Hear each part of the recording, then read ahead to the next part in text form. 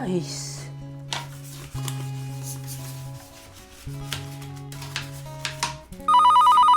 Ay.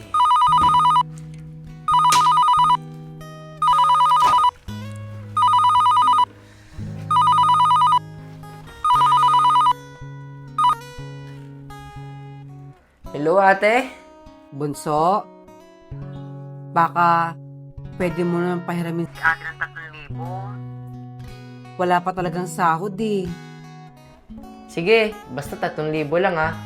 Papadala ko na lang mamaya. Hey, what are you doing?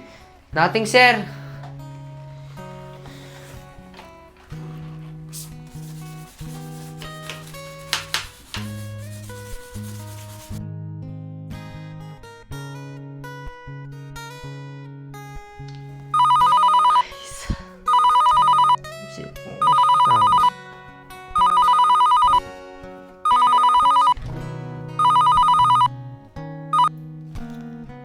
Bunso, baka pwede ulit makahiram ang ate.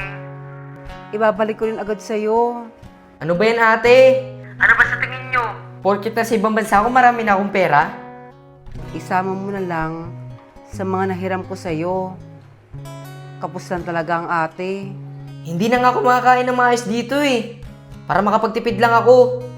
Miskin bagong damit nga, di man lang ako makabili. Sabay man pa nanghingi dyan sa Pilipinas. Promise, ibabalik ko rin agad. O siya, ano pa nga bang magagawa ko? Sige na, papadala ko na lang mamaya.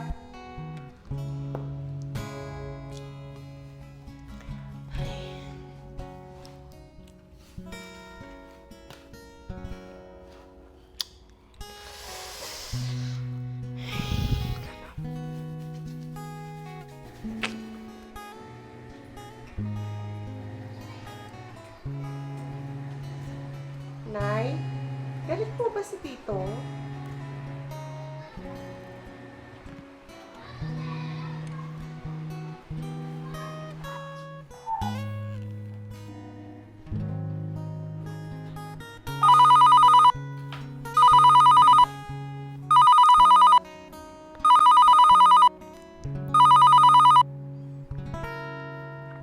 Bunso, di ba sumahod ka na? Bakit na naman, ate? Baka pwede mo naman akong pahiramin ng pera. Pambilan ng gatas ng pamangkin mo.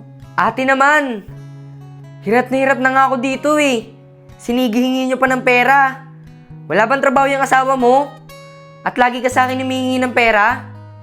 Kulang na lang, ako tumayong ama dyan sa mga anak mo. Hirap na nga ako dito eh. Sinigihingi niyo pa ng pera. Wala bang trabaho yung asawa mo? At lagi ka sa akin humihingi ng pera? May trabaho naman ang Kuya Tonyo mo. Kaso, lagi lang kami kinakapos. Huwag ka naman magalit sa ate, oh. Ibabalik ko rin naman sa'yo. Alam mo, simula nung wala si mama at papa, naging cargo ko na kayo mag-asawa. Lagi lang kayo humingi ng pera. Maghanap naman kayo ng pagkakitaan nyo. Hindi lang kayo hingi ng hingi. Dahil yung pa may patago sa akin eh. O siya, sige na.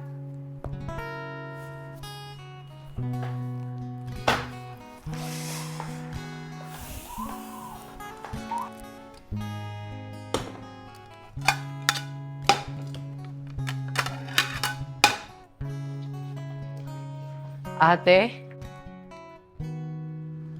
Bunso! Umuwi ka na pala, Bunso? Hindi ka man lang nagsabi.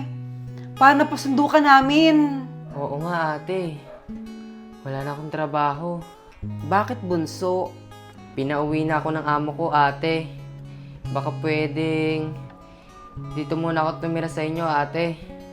Tanging pamasahe lang kasi dala ko eh. Wala na rin akong pera. Sinong nagsabing wala kang pera, Bunso? Alam ko ang lifestyle mo. Kapatid kita eh.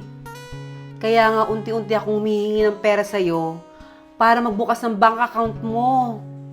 Kasi alam ko mauubos din ang pera mo. Tiniis ko lahat ng masakit na salitang binitawan mo. Ganun kasi kita kamali. Sorry ate.